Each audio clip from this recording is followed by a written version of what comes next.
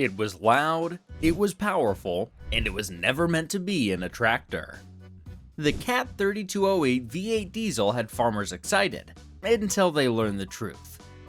The Caterpillar 3208 was a diesel engine so flawed that farmers cursed its name, and so divisive that even Caterpillar couldn't bear the complaints. Was it really a throwaway engine? And what made it so controversial? Today we're uncovering the shocking truth behind the Cat 3208, the engine farmers love to hate. It was 1975, and Caterpillar rolled out their 3208, a 10.4-liter V8 diesel built to be versatile. It wasn't just designed for tractors. You'd find it in Ford trucks, delivery rigs, school buses, boats, and even industrial equipment. With 225 horsepower in its basic form, it packed a decent punch for the size, and it was light enough to fit into all kinds of applications. Before long, farmers started seeing it show up in rigs like the Ford 9700, the Massey Ferguson 4880, and the white 2-180. For folks used to inline diesels that ran forever but didn't always have the muscle, the 3208 seemed like a step forward. It had the Cat name on it, which carried weight, and it ran smoother and quieter than some of the clattery 4 and 6 cylinders people were used to. Plus, it was easy to find parts and service, at least in the early years. By the late 70s, turbocharged versions were pushing 300, 350, and even 400 plus horsepower, depending on the setup, and word spread fast. If you needed to run a big implement, pull heavy loads, or just wanted to keep up with the horsepower race, this engine seemed like it could do the job. Caterpillar pitched it as the future, something that could bridge the gap between small tractors and the big four-wheel drives without costing a fortune. And for a while, it looked like they were right. Dealers talked it up, neighbors compared notes. Barns and machine sheds were full of conversations about how the 3208 was the next big thing. But behind all that noise, there were problems starting to show. Word got around about blown engines and early failures. Some folks said they couldn't keep them cool. Others were dealing with engine replacements way too soon. Slowly but surely, the shine started to sour. Oh, and real quick, please take a second and hit the subscribe button. It really helps out my channel. The Cat 3208 wasn't your average farm engine. It was a V8 diesel, which already made it stand out in a world dominated by long inline sixes. Originally, it was designed for medium-duty work, trucks, buses, industrial stuff, not farm fields. But once tractor manufacturers saw how compact and powerful it was, they started building around it. At its core, the 3208 was a 10.4-liter naturally aspirated V8 that put out about 225 horsepower in its base configuration. Later versions with turbochargers could push 300 to 435 horsepower depending on the application. That was big power in the late 70s and early 80s, especially for row crop and four-wheel drive tractors. The engine used a 4.5-inch bore and a 5-inch stroke. It had a dry weight of around 1,450 pounds, which made it lighter than some of the big inline diesels with similar horsepower. That meant you could get more power in a smaller package. Great for manufacturers trying to offer more performance without redesigning the entire chassis. But one of the things that really set the 3208 apart, maybe for better, maybe for worse, was that it didn't have replaceable cylinder liners. Most heavy-duty diesel engines use wet liners, so the cylinders can be rebuilt without swapping the whole block. The 3208 didn't. Once it wore out, you had to machine the block or replace the whole thing. That's where the term throwaway engine started to float around. Another feature that made it different, it used individual cylinder heads for each pair of cylinders, 4 heads total. That helped with coding and simplified certain repairs, but it also made the engine a bit more complicated to tear into compared to a single head design. The fuel system was mechanical, using a rotary or inline injection pump depending on the version. It was simple and reliable, something farmers appreciated. But the early versions were naturally aspirated and didn't always deliver the low-end torque folks needed in the field. Turbocharged versions helped with that, but they also pushed the engine closer to its limits. On paper, the 3208 looked solid. It had the horsepower, it had the Cat name, and it was easy to fit into all kinds of equipment. But some of the design choices that made it cheaper and lighter also made it less forgiving when things went wrong. Once manufacturers saw what the Cat 3208 could do in trucks and industrial gear, it didn't take long for it to make its way into tractors.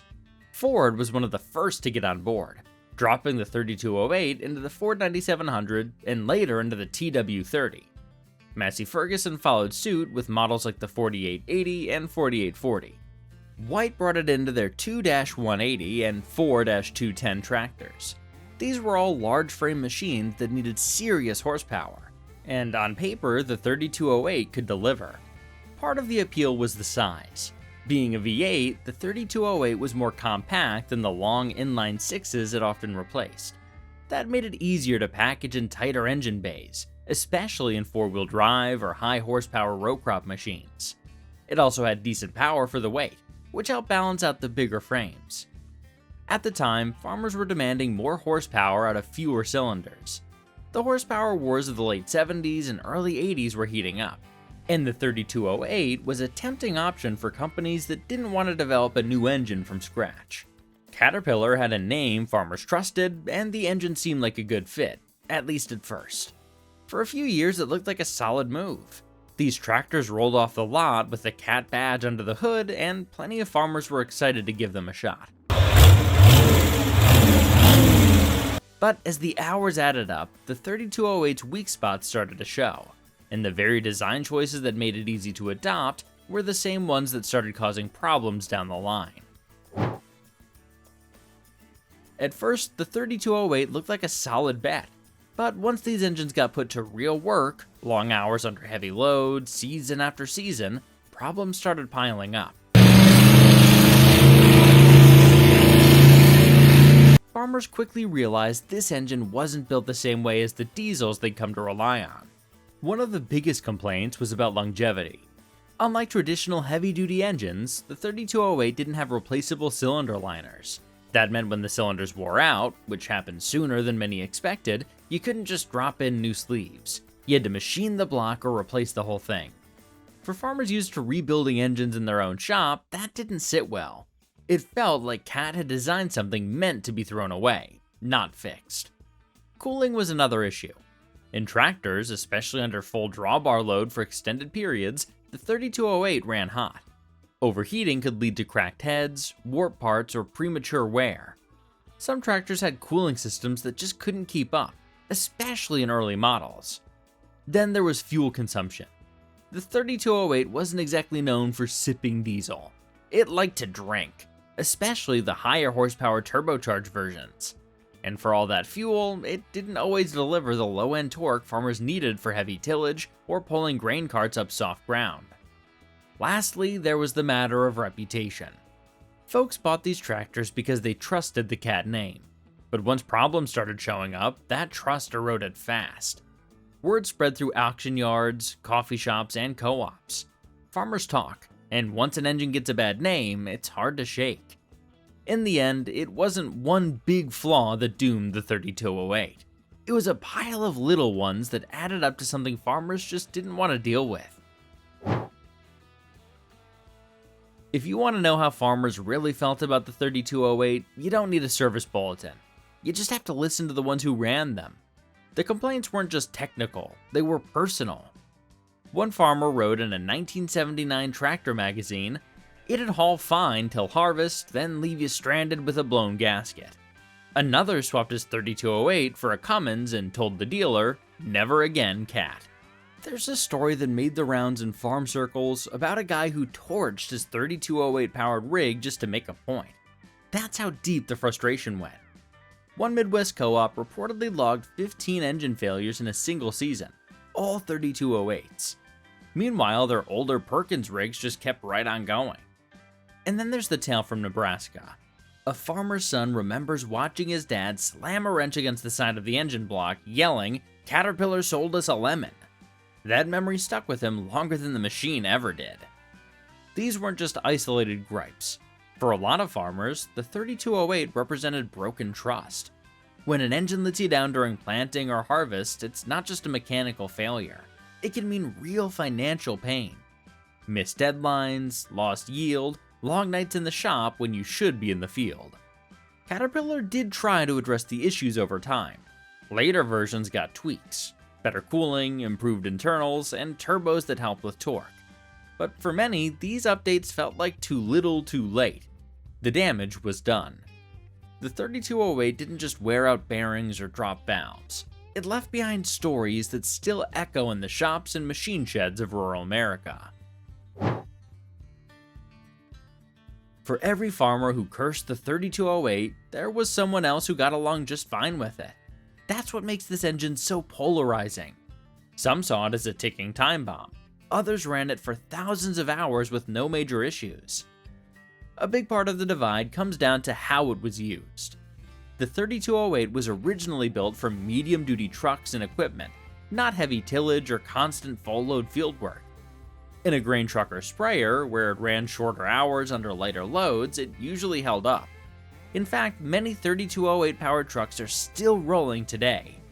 But when you dropped it into a big frame tractor and asked it to pull a plow all day in 90-degree heat, its weaknesses showed up faster. Maintenance played a big role too. The 3208 wasn't a high-tolerance engine. It needed clean fuel, regular oil changes, and attention to cooling. Skip a step and it could cost you dearly. Farmers who were meticulous often had better luck. The ones who treated it like a bulletproof inline-six usually paid for it later. Then there's the turbo factor. Turbocharged versions had more power, but they also ran hotter and put more stress on the internals. That extra performance came at a cost. Some folks said the naturally aspirated versions were more reliable, but they also lacked the grunt needed for heavy farm work, which kind of defeated the purpose. Still, not everyone hated it. Some farmers ran them well past 5,000 hours without issue. A few said it was quieter and smoother than what they had before, and for certain tasks like haying or light field work, it actually did the job just fine. Did Cat hide the truth? It's a fair question. Did Caterpillar know the 3208 wasn't suited for tractors and push it anyway? Officially, Cat marketed the 3208 as a general-purpose diesel, although they did use the phrase built for the long haul, even though insiders said they knew the limits. They never called it a heavy-duty engine, but they didn't design it with farm fields in mind. But once manufacturers like Ford, White, and Massey Ferguson started dropping it into tractors, Caterpillar didn't exactly step in to wave them off either. To be clear, the 3208 wasn't some backroom experiment. It was a fully developed engine with real success in other industries. Delivery trucks, buses, and generators ran them hard and often, and many of those engines lived long lives. But in those environments, the loads were lighter, the hours were shorter, and the cooling systems were tailored to fit. In tractors, though, it was a different game. Long, hard pulls across the field, hot weather, dust, and vibrations from heavy implements, it pushed the engine beyond what it was built to do. And yet, the marketing brochures kept rolling out. Big numbers, big promises, the Cat name front and center. Some farmers felt misled, not just by the companies building the tractors, but by Caterpillar for letting it happen. After all, Cat had a reputation for building engines that lasted forever. And here was a V8 with no liners, limited rebuild options, and a lifespan that sometimes fell well short of expectations. Was it an intentional cover-up? Probably not. But it's fair to say that Caterpillar didn't go out of their way to tell farmers this engine was better suited for a box truck than a chisel plow. Whether that's clever marketing or a quiet omission is still debated in machine sheds to this day. When farmers started moving away from the 3208, they didn't have to look far for alternatives. Some manufacturers made the switch on their own, while others gave buyers more options under the hood. Either way, the market spoke, and what followed told a lot about what farmers really wanted. One of the most common replacements was the Cummins 855. It was everything the 3208 wasn't. An inline-six with wet liners, heavy-duty guts, and a reputation for taking abuse without flinching. It showed up in big four-wheel drives like Steigers and Versatiles, and earned a solid reputation for reliability and power. International Harvester's DT466 also gained traction in the same area. It was a mid-sized inline-six that offered rebuildability, strong torque, and decent fuel economy. Farmers liked it because it was built for ag work from the start, not repurposed from trucks or buses. Some Ford tractors shifted to in-house engines or offered diesel inline-sixes sourced from New Holland or Genesis-era blocks, which brought improved cooling, better fuel management, and fewer complaints in the long run. Then there were the Perkins and Dutz diesels, still popular in certain regions.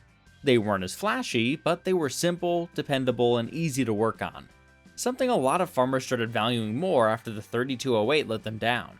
Over time, the industry leaned back toward inline configurations for their ease of maintenance and longevity. Manufacturers learned from the 3208 era. Horsepower is nice, but durability and the ability to rebuild matter more when you're trying to get through harvest without failure. For all the frustration the 3208 caused, there's still a dedicated group of folks keeping these engines alive today. Some do it out of nostalgia, others just like a challenge, and a few still believe the 3208 never got a fair shot. At tractor shows and vintage equipment meets, you'll still see the occasional white 2-180 or Massey Ferguson 4880 with a 3208 under the hood, restored, polished, and running smoother than it probably ever did when it was new. Some owners have gone the extra mile, upgrading cooling systems, tuning fuel delivery, and even rebuilding internals that were never meant to be touched twice. There's also a strong following in the diesel hot rod and swap scene. Folks drop 3208s in everything from rat rods to old grain trucks just to hear that V8 diesel back. It's got a distinct sound, not refined, not quiet, but unmistakably cat. You'll also find 3208s quietly humming away in backup generators, irrigation pumps, and marine setups. In those roles, they've earned a bit more respect. They're not working under constant heavy load, and they tend to last a lot longer when kept cool and clean. Online forums, Facebook groups, and YouTube channels have carved out space for the 3208 fans to share stories, swap parts, and help each other troubleshoot. It's a small community, but it's loyal. They know the engine's history, flaws and all, and choose to run it anyway. The 3208 may not have been the best engine Cat ever built, but for some, it's still worth turning a wrench on. Maybe it's the challenge, maybe it's the sound, or maybe after all these years, it's just become part of the family. Today, the Cat 3208 still sparks debate in farm shops and diesel forums. Some folks remember it as a headache that never paid off. Others say it just got a bad rap. But no matter which side you're on, it's clear the 3208 left a mark. After the early problems in tractors, Caterpillar did try to clean things up. They introduced turbocharged versions to boost torque and performance, especially at lower RPMs. Cooling systems were improved, injection timing was adjusted in some versions, and later models had upgraded internals for better durability. But none of those changes could undo the damage of the engine's reputation among farmers. By the time the fixes started rolling out, many had already moved on to Cummins, Perkins, or back to a reliable inline-six. That said, the 3208 wasn't a total failure. Far from it. In fact, in the right applications, it ran for thousands of hours without a hitch. Box trucks, school buses, and RVs used them for years. Some were dropped into boats and repowered into generators, where they still run today. And in recent years, the engines found new life in the custom world. Hot rodders and diesel enthusiasts dropped them into rat rods, classic pickups, and even old fire trucks just for the sound and nostalgia. The 3208 had its quirks, but when it was looked after and used within its limits, it could be a reliable workhorse. Still, on the farm, where a breakdown doesn't just waste time but can cost you a harvest, it often came up short. In the end, the 3208 wasn't a bad design. It was just put to work in the wrong place.